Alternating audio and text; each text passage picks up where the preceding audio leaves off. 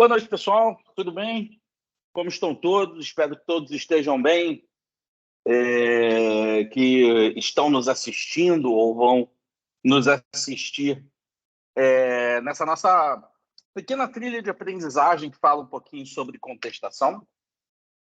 Então, vamos começar aqui o nosso trabalho de contestação trabalhista, muito importante, porque a gente tem observado que, por exemplo, a prova da ordem, ela tem a cada dia mais, ela está trazendo um pouco mais de elementos, um pouco mais de dificuldade para o pessoal. Então, acho importante agora que todos estejamos prontos aqui para fazer uma contestação, tá? Para trabalhar esse tema da contestação trabalhista, que é um tema aí de suma importância, seja para as provas de ordem, seja porque vocês vão ver aí na vida de vocês daqui para frente. Bom, como vocês sabem bem, contestação é peça de bloqueio, tá? Contestação é peça em que se pretende contestar os pedidos autorais. E numa contestação, a regra, tá? Previsão legal da contestação em processo de trabalho é o artigo 847 da CLT. Então, o artigo 847, que lá na sua origem, o artigo 847, ele lá na sua origem previu que a contestação, ela efetivamente fosse prevista num prazo de 20 minutos, apresentada no prazo de 20 minutos, mas, obviamente, isso acaba se tornando impossível diante dos tamanhos das petições iniciais, da complexidade do processo de trabalho, e isso automaticamente gera a necessidade de ter contestações escritas. O que sempre se utilizou era, de forma subsidiária, o Código de Processo Civil, no artigo 336 e 5 a 337 do Código de Processo Civil, que tradicionalmente sempre foi utilizado de forma subsidiária ao processo do trabalho. Bom, a reforma trabalhista ela trouxe um elemento muito bom, que foi a previsão expressa da contestação escrita no parágrafo único que foi inserido ao artigo 847, que efetivamente passa a ter, então, uma defesa, né, uma contestação, uma expressa previsão da defesa em sua forma escrita, ok? Bom, legal. Quando eu costumo falar de contestação, eu particularmente procuro entender a contestação. Preciso apagar aqui, tá, pessoal? Eu costumo entender a contestação sob 3 princípios distintos, tá? Que princípios distintos são esses que envolvem a nossa contestação, tá? Uma contestação sempre, em toda e qualquer hipótese, ela sempre vai ter o princípio, primeiro, princípio da concentração. Esse é o primeiro princípio relativo à contestação, princípio da concentração. O segundo princípio relativo à contestação é a eventualidade. Eles estão diretamente ligados um ao outro. O que é o princípio da concentração previsto no artigo 336 do Código de Processo Civil? O princípio da concentração é aquele que diz que todas as defesas do processo, e aí quando a lei fala em todas as defesas, seja defesas de cunho processual, seja defesas de cunho material. Então, todas as defesas do processo serão apresentadas na contestação. Então, regra geral de apresentação de matérias de defesa, seja em ordem processual, seja em ordem material, é na contestação.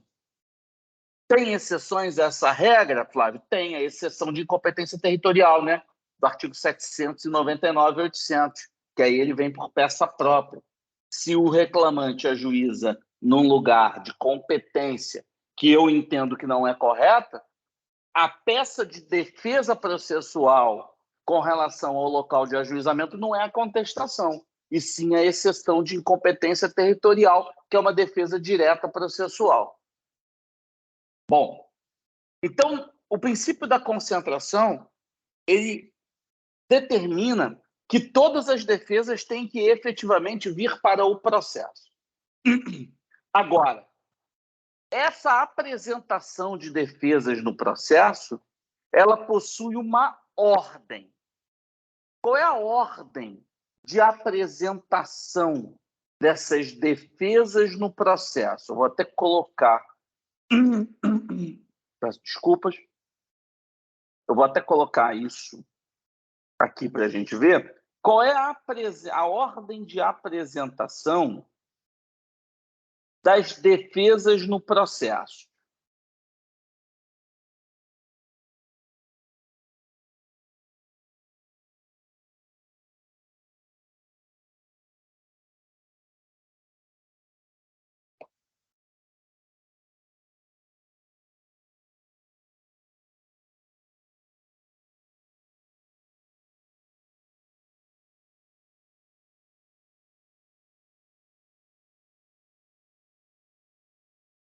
Qual é, portanto, a ordem de apresentação dessas defesas aqui no processo? Tá?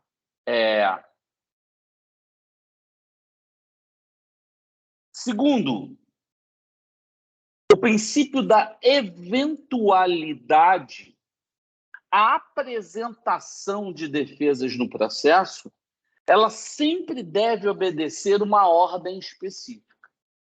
Que ordem específica é essa?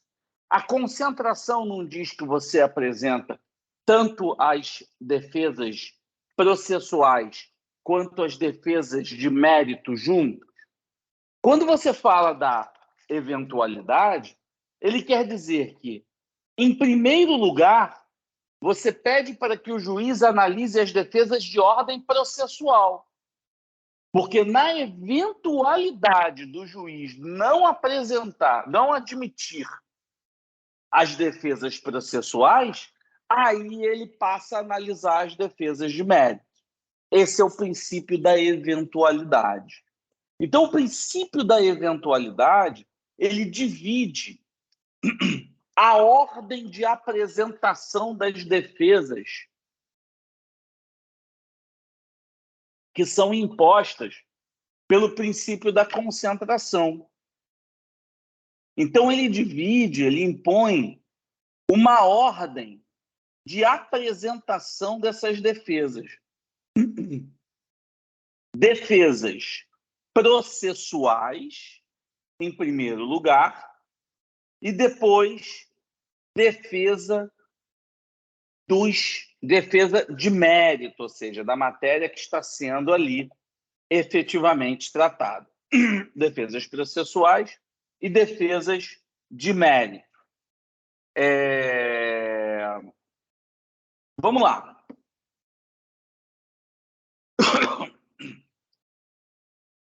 Quanto às defesas de ordem processual, a gente tem dois tipos de defesas processuais: diretas e indiretas. Como a gente já falou, as defesas diretas, essas defesas diretas, elas não são apresentadas por meio de contestação. Ela só tem um caso, que é a apresentação por via própria, por isso é direta, da exceção de incompetência territorial, que é relativo. É o único caso, é a única exceção que você tem, são as defesas diretas, que não entram na contestação. As defesas diretas, elas não são matéria de contestação, e sim de exceção. Já as defesas processuais indiretas, essas são defesas que são diretamente apresentadas na contestação. E aí, Flávio, por que defesas processuais indiretas? Qual o motivo dessa expressão indireta? Indireta porque, na verdade, para que se presta uma defesa? Uma defesa se presta para que você bloqueie os pedidos da parte contrária, não é verdade? Em área trabalhista, é um reconhecimento do vínculo de emprego, pedido de horas extras, o adicional de noturno, o adicional de insalubridade, não é verdade? Todos esses pedidos, eles são efetivamente bloqueados por meio da contestação. Este é o objetivo principal, defender o mérito. Então, o objetivo principal de uma contestação é a defesa de mérito. No entanto, a lei expressamente determina que, apesar do objetivo principal de uma contestação ser as defesas de mérito, excepcionalmente a lei determina que você promova defesas processuais. Então, excepcionalmente, a lei determina que se promovam defesas processuais.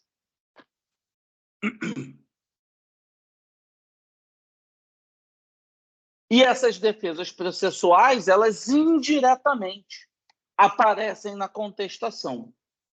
E aí, quais são essas defesas processuais? Todo o rol do artigo 337, com algumas exceções. Então, todas essas defesas processuais, que aí, inexistência, nulidade de citação, incompetência absoluta, inépcia da petição inicial, perempção, litispendência, coisa de julgado e perempção, incapacidade da parte de efeito de representação ou pagamento de caução, que não se aplica ao nosso caso, convenção de arbitragem, carência da ação, impugnação de justiça gratuita, todas essas matérias são matérias, essencialmente, que devem aparecer nas defesas processuais indiretas, leia-se, nas defesas processuais feitas na contestação, ok? Defesas processuais que são feitas na contestação e que são chamadas de preliminares. Então, todas as vezes que alguém falar para vocês sobre preliminares, eu estou falando de uma defesa processual indireta.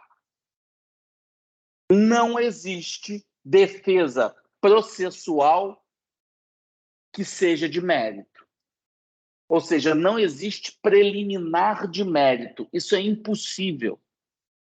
Toda e qualquer preliminar, ela sempre aparece de que forma? Em todo e qualquer caso, uma preliminar aparece com relação a uma defesa processual.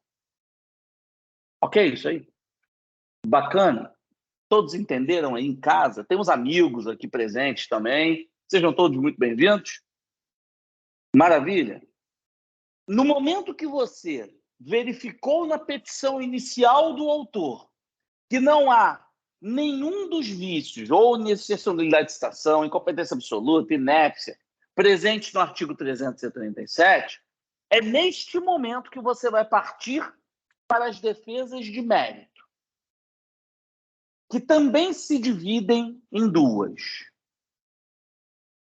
Quando eu falo das defesas de mérito, eu tenho as chamadas defesas indiretas de mérito.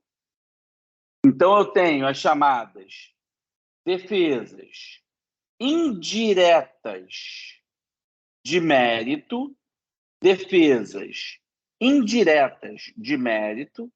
O que são defesas indiretas de mérito? Essas defesas indiretas de mérito, elas são defesas que não atacam diretamente o pedido do autor. Eu não estou atacando as horas extras, eu não estou atacando o adicional noturno, eu não estou atacando diretamente a existência ou inexistência de equiparação salarial. Numa defesa indireta de mérito, eu estou trazendo fatos extintivos, modificativos ou impeditivos do direito da parte. Extintivos, modificativos ou impeditivos do direito da parte. E esses fatos modificativos, impeditivos ou direito da parte, eles automaticamente apresentam uma impossibilidade de sucesso por parte do autor.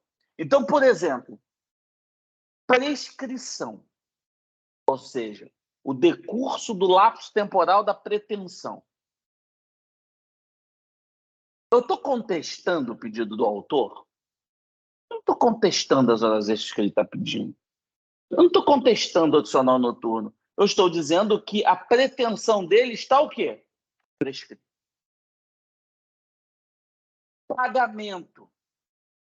Eu não estou contestando o fato dele estar efetivamente requerendo horas extras ou adicional de insalubridade.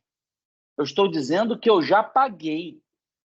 Eu até posso falar, era devido mesmo. Mas eu já paguei, está aqui, ó. Estou comprovando o pagamento. Então, eu estou trazendo o fato extintivo do pedido do autor. Entendeu isso aí? Entenderam vocês? Então, esta defesa indireta de mérito, que traz fatos modificativos, impeditivos ou extintivos do direito do autor, são chamadas de prejudiciais de mérito. Então, essas defesas indiretas de mérito, elas são chamadas de prejudiciais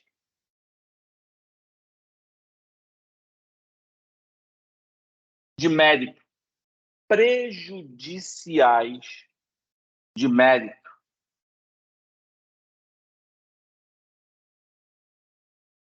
E depois de eu ter arguído todas as prejudiciais de mérito, depois de eu ter analisado todas as preliminares lá em cima das defesas processuais, é só neste momento em que eu efetivamente vou tratar sobre as defesas chamadas de defesas diretas de mérito. Ou seja, aí é que eu vou efetivamente contestar os pedidos que foram feitos pelo autor. Aí eu vou dizer que não houve horas extras, que não houve adicional noturno, eu vou dizer que o tempo não houve adicional de insalubridade e qualquer pedido que você queira fazer.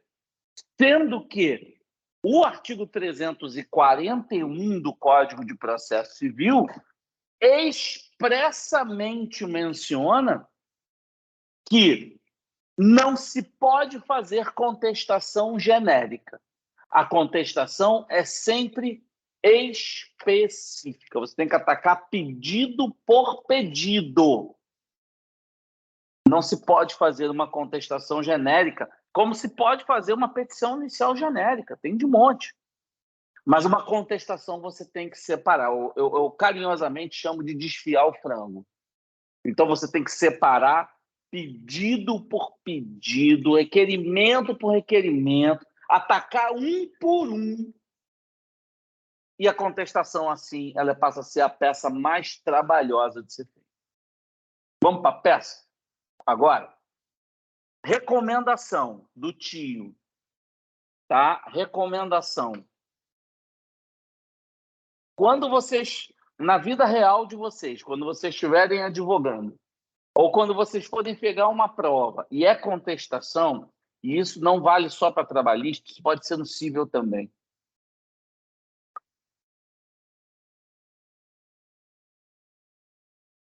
Não importa, tá? Não importa. A primeira coisa que você vai desenhar é o princípio da eventualidade. Você vai pegar o princípio da eventualidade e vai desenhar na tua prova. Você vai pegar o princípio da eventualidade, expressamente tu vai pegar isso e tu vai desenhar na tua prova. Vai pegar um rascunho do lado e vai desenhar. Eventualidade, defesas processuais, defesas de mérito. Defesas diretas, não é aplicável. Defesas indiretas, são as preliminares. E aí você vai marcando preliminar por preliminar. Fez as preliminares? Beleza, vai para o mérito, no rascunho do lado. Como se fosse uma equação de matemática. Pegou defesa de mérito. Indireta, prejudicial, direta, que são as defesas que eu vou atacar cada pedido. E aí eu vou pegar prejudicial e vou atacar todas as prejudiciais, depois eu vou bater de frente em todas as defesas de mérito. Faz esse rascunho antes de você começar a prova, antes de você escrever qualquer coisa. Faz o rascunho que tu não vai errar. Se você começar saindo escrevendo, fazendo a prova desesperadamente, já errou. Não estou dizendo que você vai errar, não. Estou dizendo de agora que você já errou. Então, faz o desenho do princípio da eventualidade no rascunho do lado. Fez isso, já é meio caminho andado. Tá bom? Beleza? Vamos lá para a peça. Vamos ver a peça montada agora. Tá? Vamos ver essa peça montada agora.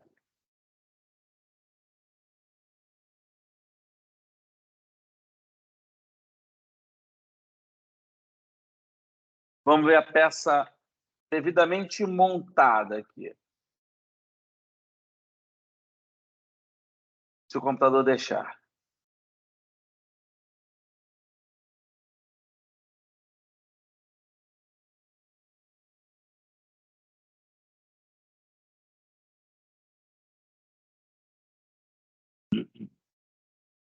Bom, então, beleza. Fez o princípio da eventualidade, beleza, você está com a tua petição na mão, maravilha, está com a tua petição na mão, show de bola. Então, tá lá. Primeira coisa que você vai fazer é o ajuizamento da tua contestação, que, obviamente, esse ajuizamento vai ser no mesmo local em que a petição inicial foi ajuizada. Então, o ajuizamento da petição inicial, da contestação, perdão, a apresentação da contestação vai se dar em audiência, obviamente na mesma vara, e a apresentação vai ser na mesma vara em que a petição inicial foi ajuizada. Se você não concordar com o local de competência, não é na contestação que você vai fazer, e sim na exceção de incompetência, que inclusive tem prazo de 5 dias após o recebimento da inicial. Lembra disso, artigo 799.800 da CLT. Beleza. Não tem problema você colocar ao juízo, ou se você vai colocar, excelentíssimo senhor doutor, juiz do trabalho. No processo do trabalho, a gente ainda usa as duas expressões, porque a CLT expressa. No processo civil, você tem que escrever ao juízo apenas e encerrou. Tá bom? Maravilha. Feito isso, faz a qualificação. Você vai trazer todos os elementos da qualificação. Nome do reclamado, se é pessoa jurídica, eu botei ali pessoa jurídica, mas pode ser pessoa natural, inscrita no CNPJ ou CPF, se for o caso, com endereço, etc., papapá, endereço eletrônico. E falo porque pode ser pessoa natural, porque pode ser, por exemplo, um empregador doméstico, tá? Por meio do seu advogado, você faz a identificação aqui, neste caso, você faz a identificação do advogado que vai representar, requerendo que as intimações venham até você na forma de 77.5, ajuizar a presente contestação com fundamento no 847-337 do CPC, como a gente falou aqui no início. Beleza. Faz um resumo dos fatos. O Código de Processo Civil, ele manda você fazer um resumo cronológico dos fatos. Então, perdão, desculpa. O Código de Processo Civil manda você apresentar fatos. Então, você faça em um tópico separado o resumo cronológico dos fatos que envolvam aquela demanda, tá? É interessante fazer isso, tá? Faz um resumo cronológico desses fatos. Feito esse resumo, aí a parte fácil, efetivamente agora você vai partir para o princípio da eventualidade. E aí lembra, faz o rascunho. Eventualidade, defesas processuais em primeiro lugar, defesas de mérito. Defesas processuais indiretas, já que as diretas elas são por meio de exceção. As indiretas são aquelas preliminares do 337. E aí você vai arguir preliminares. Eu dei um exemplo aqui de preliminar, tá? Então, eu coloquei aqui uma preliminar de inépcia, de pagamento, onde supostamente o empregado ele requer horas extras, mas ele não diz qual a jornada, ele não diz quantas horas trabalhou, ele não diz rigorosamente nada. Então, diz lá, a presente demanda foi ajuizada pela reclamante em face da reclamada, requerendo, dentre os pedidos, o pagamento de horas extras incidentes sobre todo o período trabalhado. Contudo, ao elaborar a sua causa de pedir, em nenhum momento a reclamante informou qual a jornada de trabalho que desempenhava, muito menos a quantidade de horas extras que entende fazer jus e nem sequer o percentual de horas extras que entende por direito. Desta forma, considerando a ausência de elementos básicos, presta atenção, quando eu arguo uma preliminar, eu não estou contestando o mérito do pedido. Eu não estou dizendo que ele não tem direito às horas extras. Eu estou dizendo que as horas extras que foram pedidas de forma errada. E como elas foram pedidas de forma errada, o pedido merece ser extinto. Grava dessa forma. Defesas processuais, você sempre está dando bronca no advogado. Defesas de mérito, você está dando bronca no cliente dele. Grava desta forma. Então, quando eu arguo uma preliminar dizendo que o pedido está inepto, isso significa que esse pedido inepto, na verdade, ele está faltando elementos que prejudicam a minha defesa. Eu não consigo me defender. Então, está lá. Considerando a ausência de elementos básicos para que se possa produzir a sua defesa, requer a reclamada que a petição inicial seja declarada inepta diante da flagrante ausência de elementos que compõem a causa de pedir, por força do artigo 4º, na verdade, do inciso, tá? Do inciso 4 do artigo 337, devendo o mesmo ser extinto sem resolução do mérito, na forma do artigo 485-2 do Código de Processo Civil. Ok, isso aí? Bacana? Então, acho que a primeira parte, acho que já está ok. Tá? Acho que essa primeira parte, eu acho que já está ok. Já foi. A gente já fez uma preliminar. Eu ainda fiz outra, com uma outra natureza. para vocês terem aí como exemplo, tá? Qual é a outra preliminar? Qual é a outra preliminar que eu fiz aqui? Qual é a outra preliminar que eu efetivei? Evidências, tá, pessoal? Evidências. Qual é a outra preliminar que eu particularmente fiz aqui? Fiz uma preliminar de contestação de justiça gratuita, tá? Fiz uma preliminar de contestação de justiça gratuita, já que o 337, ele diz lá no inciso 12 que eu posso contestar a justiça gratuita por meio de contestação. Então, vamos lá. Imaginando, por exemplo, que o reclamante tenha feito pedido de gratuidade de justiça, no entanto, fica tirando onda nas redes sociais, que está viajando para fora do Brasil, carro zero, e etc. E aí eu estou contestando isso. Olha lá, ó. Na elaboração da petição inicial, que fundamenta a presente demanda, o reclamante menciona não ter condições de arcar com os custos e despesas processuais sem prejuízo de sua subsistência ou de sua família, motivo pelo qual requereu o deferimento do requerimento de gratuidade de justiça e seus respectivos benefícios processuais na forma de 790, parágrafo 3º da CLT. Entretanto, como se depreende das provas apresentadas na presente contestação, a reclamante é atualmente empregada de uma grande empresa de construção civil, obviamente que eu estou criando fatos aqui, percebendo salário de R$15 mil, que em muito supera o limite estipulado no parágrafo 3º do artigo 790 CLT.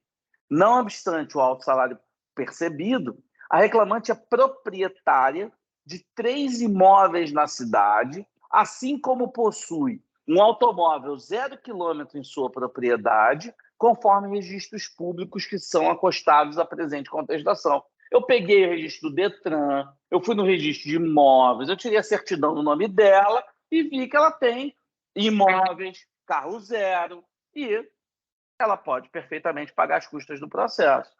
Desta forma, considerando não estarem presentes os pressupostos básicos que lhe assegurariam a condição de beneficiário de gratuidade de justiça da forma de 790, parágrafo 3º, requer a reclamada a revogação da concessão do referido benefício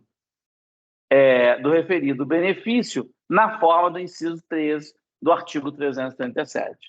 Então, montamos aqui 2 preliminares para a gente matar esse negócio. E aí, pronto, acabei com as minhas preliminares. As defesas diretas, indiretas processuais foram embora. Acabei com as defesas indiretas processuais, vamos embora para as defesas de mérito. Ok? E aí, vamos para a defesa de mérito agora. Tá? E aí, em suma, nas defesas de mérito, também já vimos que eu tenho defesas indiretas, que são as prejudiciais, na verdade, e as defesas diretas. As defesas indiretas processuais, eu criei aqui um pedido, uma arguição, por exemplo, de prescrição.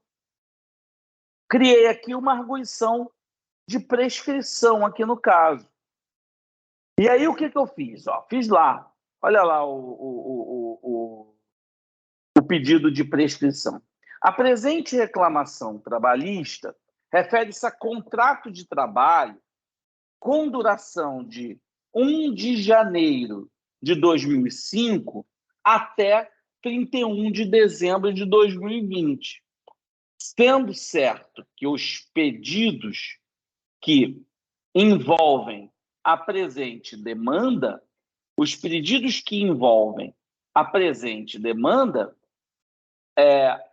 foram elaborados em tal período, ok? E vou embora aqui.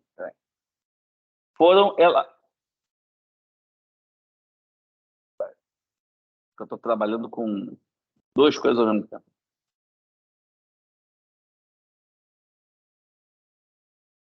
Beleza.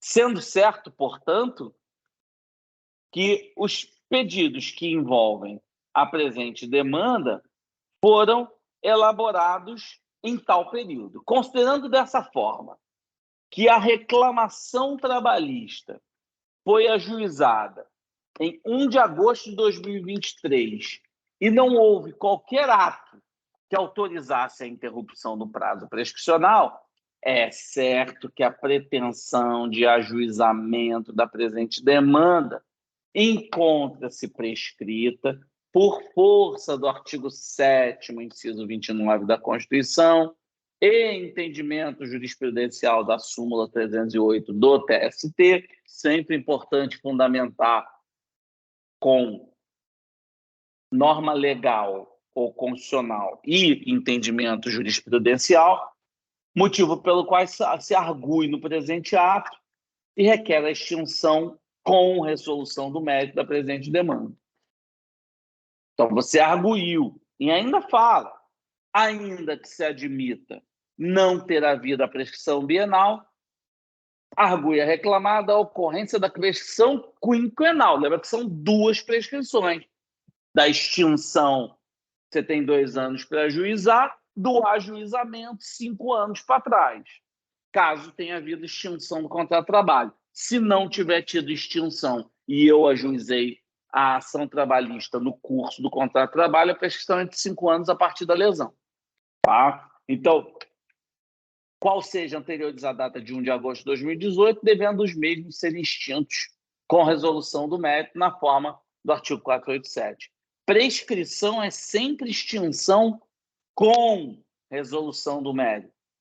Sempre com resolução do mérito, na forma do 487. Toda prejudicial é extinção com resolução do mérito. Ok? Maravilha? Acabou as defesas de ordem as defesas indiretas de mérito, ou seja, as prejudiciais, parte agora para a contestação de cada um dos pedidos que envolvem a demanda. De acordo com o princípio da contestação específica, você tem que separar um a um os pedidos. Não faça contestação genérica, pelo princípio da especificidade, da especialidade, ou da contestação específica. Não faça contestações genéricas. Faça contestações uma a uma, um pedido por cada um, ok? E aí quis aqui, por exemplo, uma arguição, uma defesa de pedido de horas extraordinárias. Aqui, lembra, eu não estou batendo no advogado, eu estou batendo no cliente.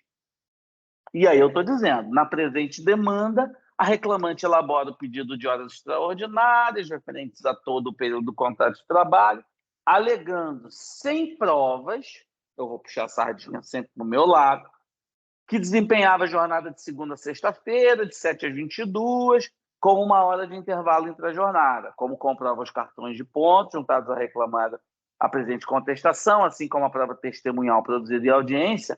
A reclamante jamais laborou em jornada extraordinária ao desempenhar suas funções para a reclamada.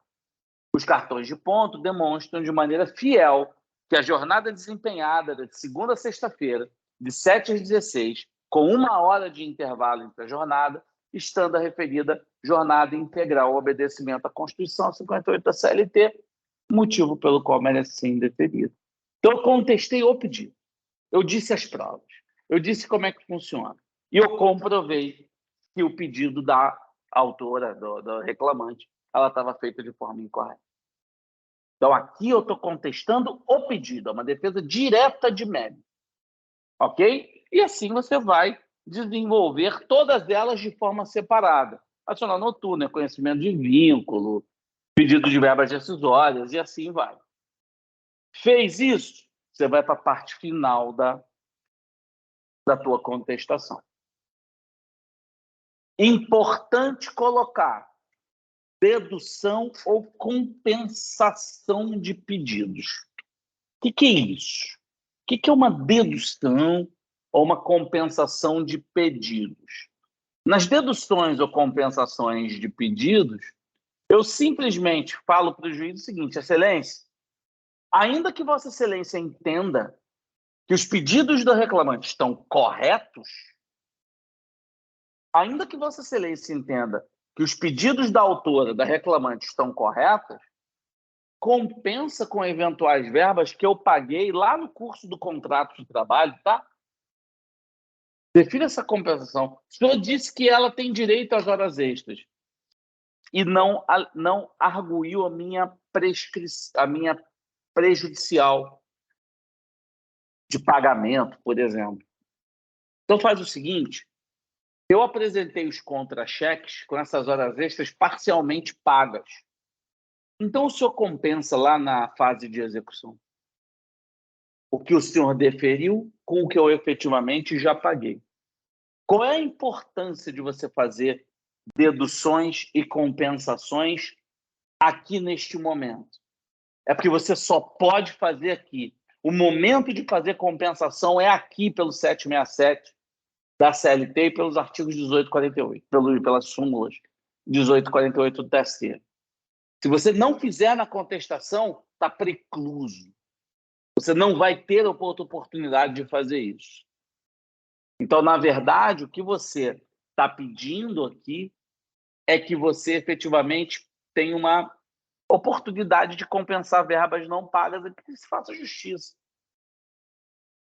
Duas observações. Primeiro, é que se você não fizer na contestação, está precluso. Segunda observação importante. Eu só posso compensar verbas de natureza salarial. Eu não posso compensar uma verba de natureza salarial com uma indenização por danos morais, por exemplo. Tá? Eu só posso compensar verbas de natureza salarial. Obviamente, eu vou fazer um requerimento de provas. Obviamente, eu vou fazer o pedido de honorários advocatícios, apesar de não ser necessário, mas especialmente em prova é importante você mostrar que sabe.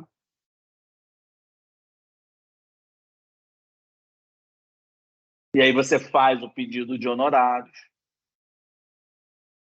Fez o pedido de honorários advocatícios, fecha a sua peça. Faça uma conclusão. Tem alguns autores que entendem que você pode fazer um rol de pedidos na contestação. Eu sou radicalmente contra isso. Mas alguns autores, eu reconheço que alguns autores fazem isso. Eu sou contra, porque numa contestação você não faz pedido nenhum, você bloqueia pedido, muito pelo contrário.